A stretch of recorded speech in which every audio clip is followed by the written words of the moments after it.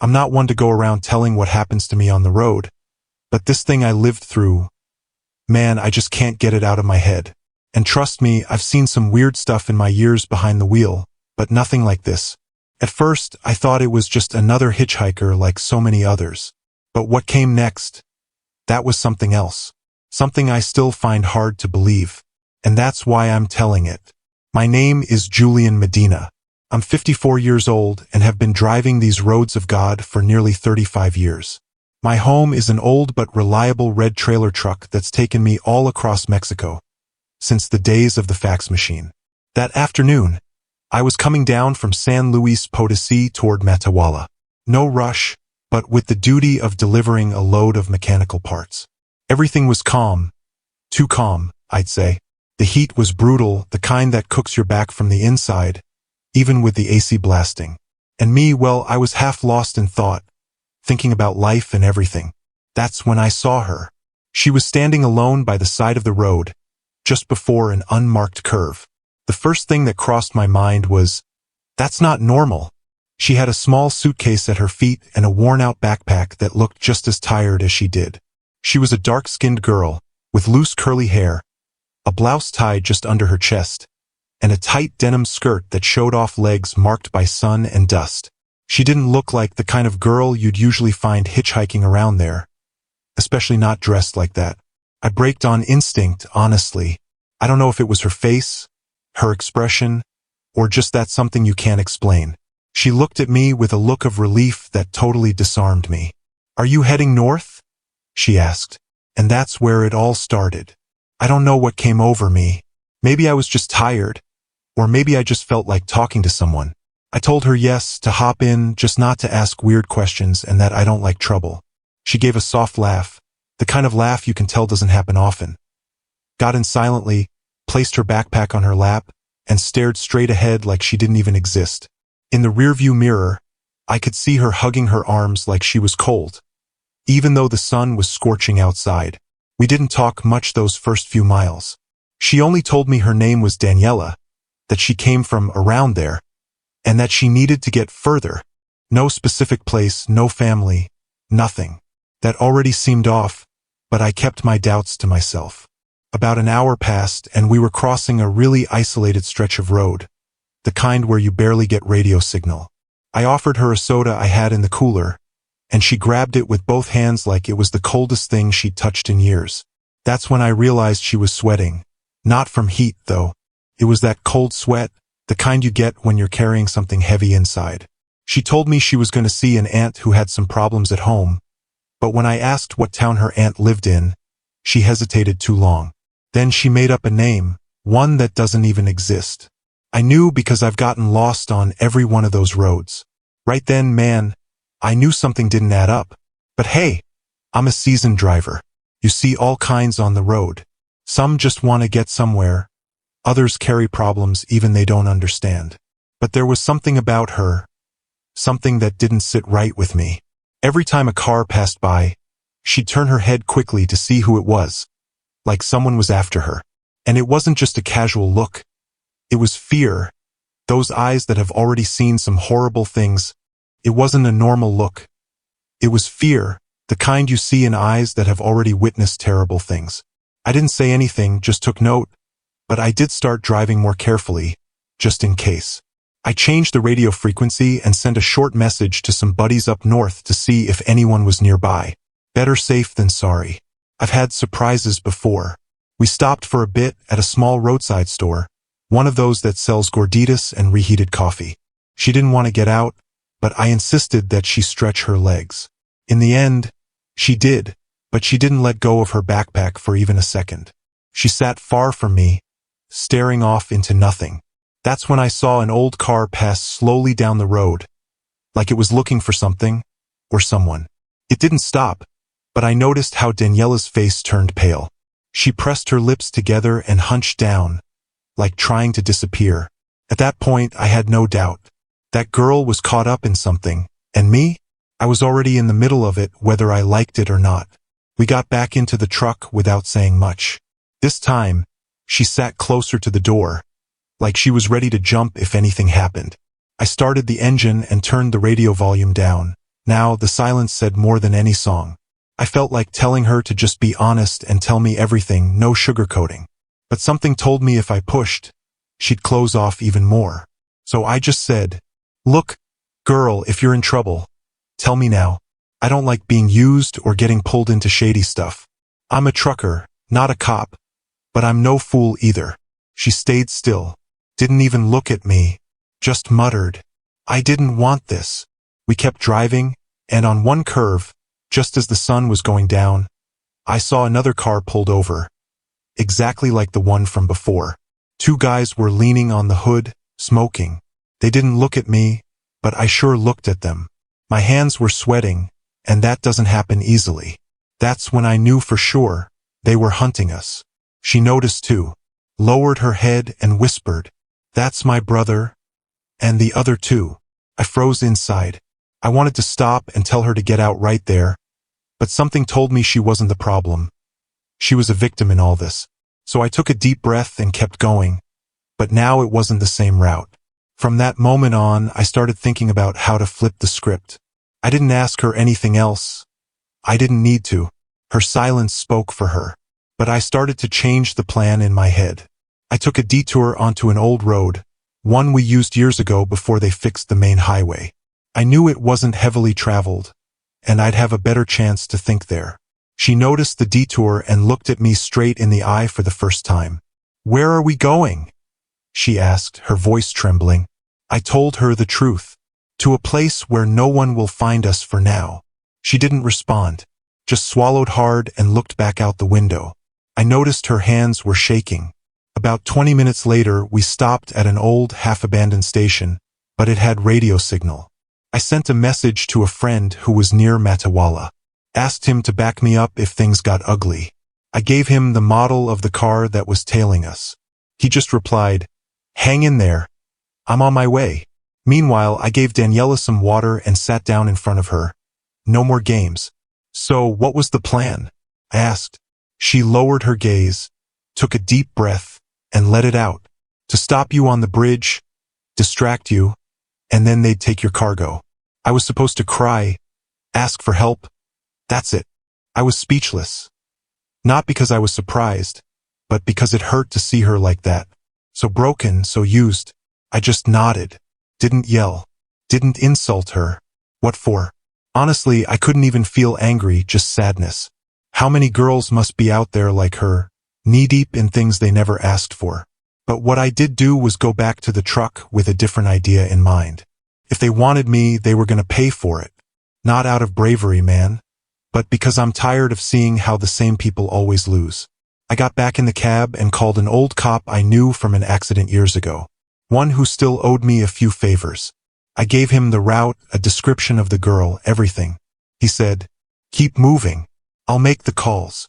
Daniela stayed quiet the whole way, like she didn't even know where to go anymore. Every now and then, she looked at me like she couldn't understand why I hadn't kicked her out back there. And truth is, even I didn't know why. Maybe because I saw in her the daughter I never had. If life had gone another way. We arrived at a big gas station, one of those where heavy trailers park.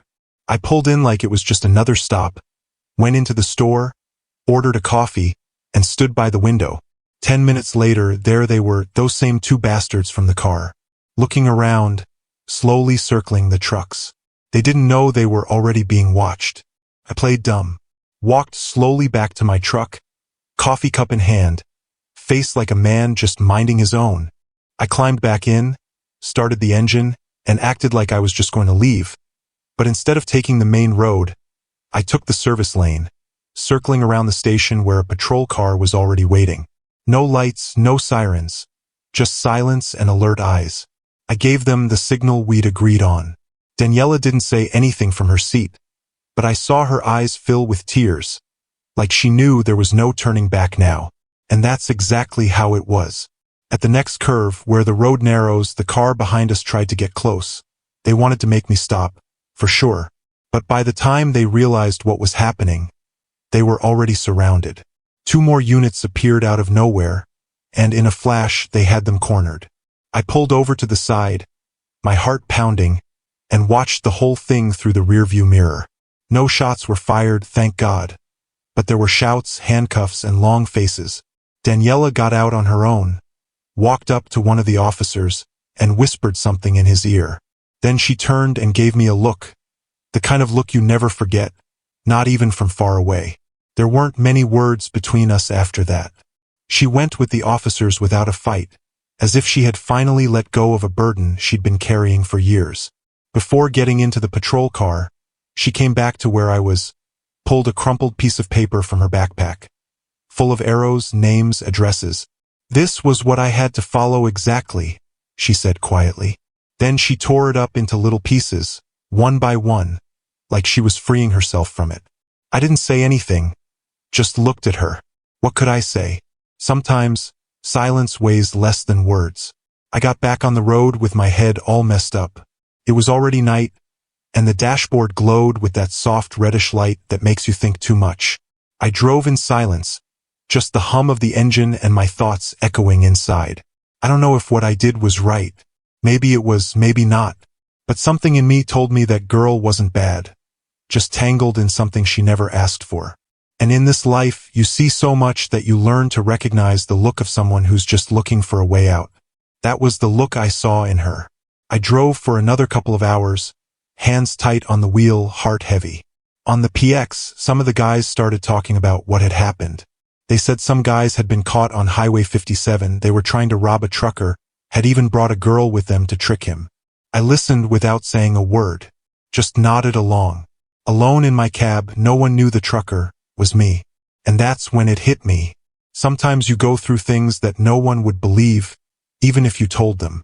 I stopped at a rest stop a little further ahead, parked under the lights and got out without hurry. Went into the diner and ordered a strong coffee.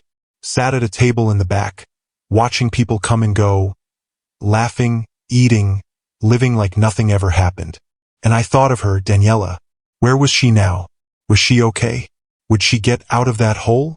I don't know. But that look, that last look she gave me before they took her, it stuck with me. Not a look of fear, not guilt. It was gratitude, the kind you don't express with words.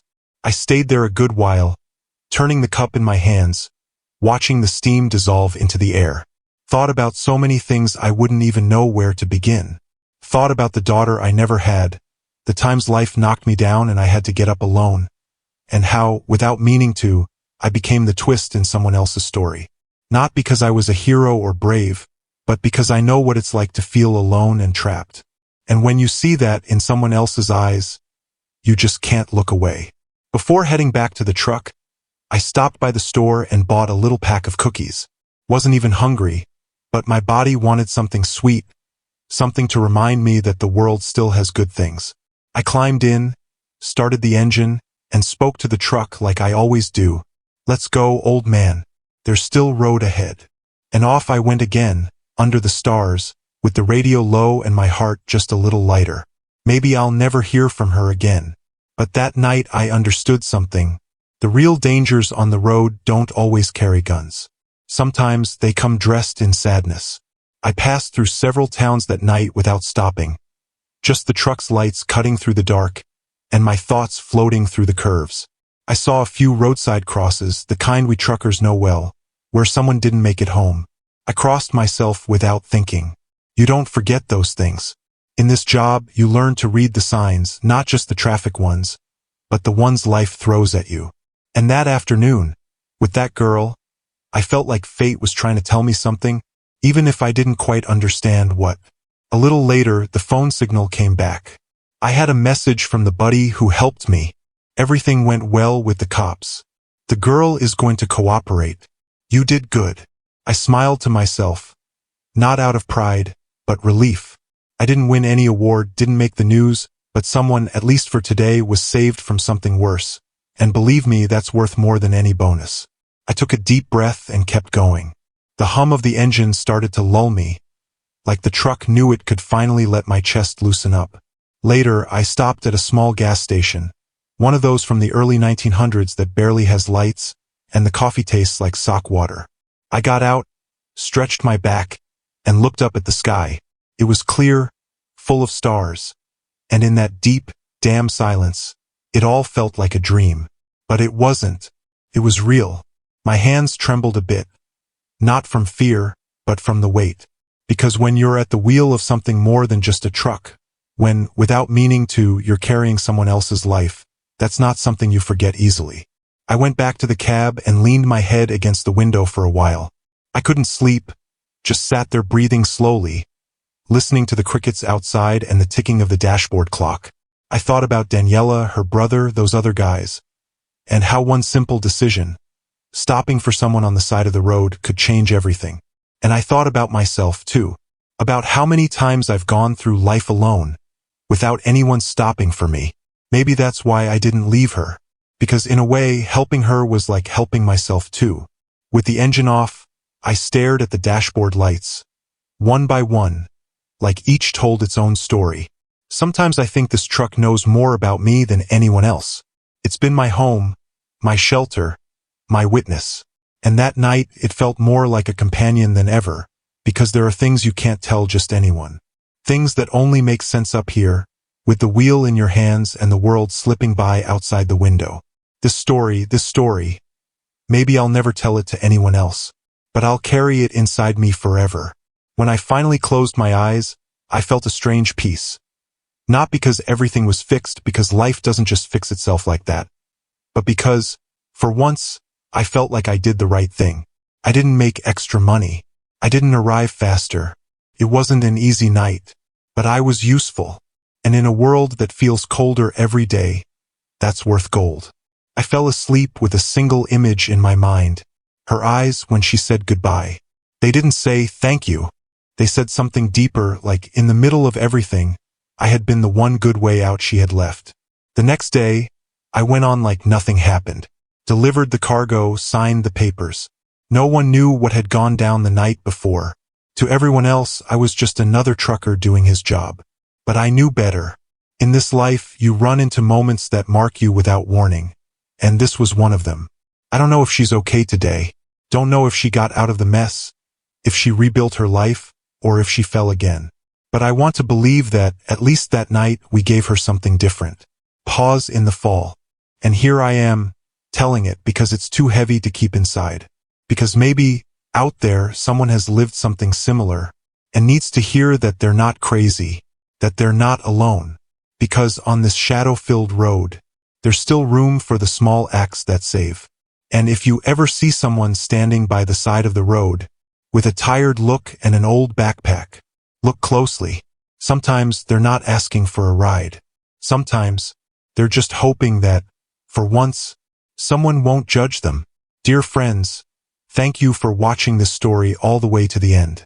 If it moved you, made you think, or reminded you of something, don't forget to leave a comment, drop a like, and share your thoughts below. I'd love to hear from you. What emotions did this story bring out in you? Have you ever experienced something similar on the road? Or what do you think about helping strangers in situations like this? Your comments and reactions help keep these stories alive. So go ahead, let's talk about it in the comments. And don't forget to subscribe so you don't miss the next story from the road.